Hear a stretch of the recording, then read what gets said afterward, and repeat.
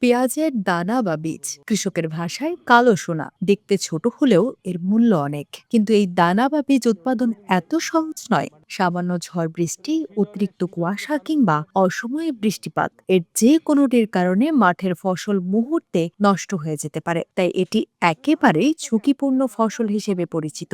তবে চলতি মৌসুমে আবহাওয়া ছিল অনেকটাই অনুকূলে। সময় মতো রোদ, পরিমিত শীত আর বৃষ্টির ঝামেলা না থাকায় পেঁয়াজের দানা বা বীজে এসেছে বাম্পার ফলন। মাঠ জুড়ে এখন কালো দানার সমারোহ, কৃষকের মুখে হাসি। খুব সুন্দর হয়েছে, এই দানাটা খুব ভালো হয়েছে। আমি আশা করি যে এই দানাটা হুমায়ুন আহমেদ খুব লাভবান হতে পারবে। এখানে আমরাও 4-5টা লোক পরিচর্যা করি, কাজকাম করি, ঠিক আছে।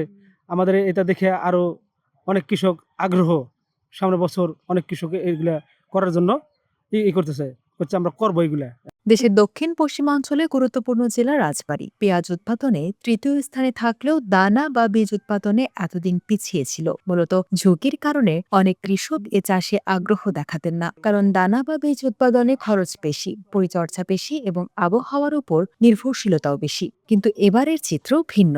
জেলার বিভিন্ন উপজেলার মাঠে দেখা গেছে পেঁয়াজের দানা বা বীজের আবাদ। কৃষক সাহস করে ঝুঁকি নিয়েছেন, কারণ ঝুঁকি না নিলে পেঁয়াজের বীজ উৎপাদনে লাভ নেই। আবহাওয়া ভালো থাকলে এই দানা বা বীজ থেকেই ভালো আয় সম্ভব। খুব ভালো হয়েছে। এই দেশে আমরা তো হুমায়ুন নতুন আনছি এবার এই ফলনটা খুব ভালো। আমি এই পর্যন্ত এই ফলন দেখে আমি কৃষকের একটা ছেলে, কৃষি কাজ করি। আমরা এই পর্যন্ত এই ফলন পাইনি এবং এত সৌন্দর্য আমরা এই পর্যন্ত দেখিনি। পেঁয়াজের বীজ বা কালো দানা ভালো মানের হলে পরবর্তী মৌসুমে চারা উৎপাদনেও সুবিধা হয়। ফলে স্থানীয়ভাবে বীজের চাহিদা পূরণ সম্ভব হয় এবং আমদানি নির্ভরতা কমে। এতে কৃষক যেমন লাভবান হন, তেমনি বাজারেও ইতিবাচক প্রভাব পড়ে। পেঁয়াজের ফলনটা ভালো। আমরা কৃষি কাজ করি, অনেক দিন থেকে এখানে আসছি। মানে ফসলটা আসলে খুব সুন্দর হয়েছে। ঝুঁকিপূর্ণ হলেও সঠিক সময় ও অনুকূল আবহাওয়া পেলে পেঁয়াজের দানা বা বীজ লাভজনক ফসল। রাজবাড়ী জেলার কৃষকের মাঠে এবারের বাম্পার ফলন সেই সম্ভাবনারই ইঙ্গিত দিচ্ছে। কৃষকের পরিশ্রম, প্রকৃতির সহায়তা আর সঠিক পরিকল্পনায় এই তিনের সমন্বয়ে কালো সোনা হয়ে উঠতে পারে জেলার কৃষি অর্থনীতির নতুন সম্ভাবনা।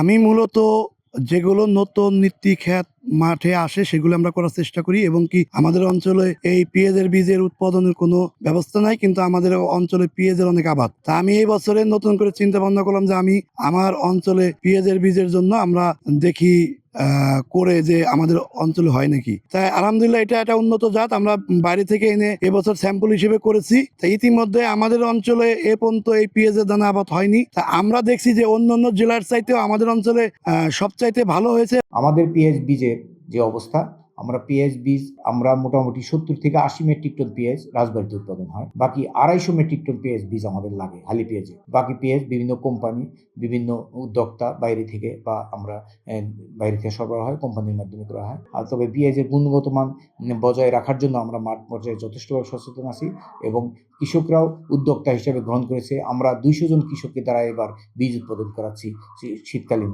পেঁয়াজ বীজ। পাশাপাশি এবছর আমরা গ্রীষ্মকালীন পেঁয়াজ বীজ উৎপাদনের পদক্ষেপ নিয়েছি। আগামী বছর ইনশাল্লাহ শীতে আমরা গ্রীষ্মকালীন পেঁয়াজ বীজও উৎপাদন করবো কৃষি সম্প্রসারণ অধিদপ্তরের মাধ্যমে। এবং কৃষি সম্প্রসারণ অধিদপ্তর কৃষকের পাশে আছে, সার্বক্ষণিকভাবে মাঠে আমরা আছি। কৃষকের সমস্যা, কৃষককে পরামর্শ দেওয়া এবং যাতে কোনো প্রকারের প্রাকৃতিক দুর্যোগ ছাড়া অন্যান্য বিপদে তারা না পড়ে সে বিষয়ে আমরা সজাগ আছি। ইনশাল্লাহ মাঠ কাছে সচেতন আছি। এদিকে পেঁয়াজের বাম্পার ফলনে কৃষক যেমন খুশি, তেমনি ন্যায্য দাম পেলে তাদের এই আনন্দ বেড়ে যাবে বহুগুণ। একই সঙ্গে আগামীতে পেঁয়াজ চাষে আরও আগ্রহী হবে কৃষকরা, কমবে আমদানি নির্ভরতা এবং পেঁয়াজের স্বয়ংসম্পূর্ণ হবে দেশ।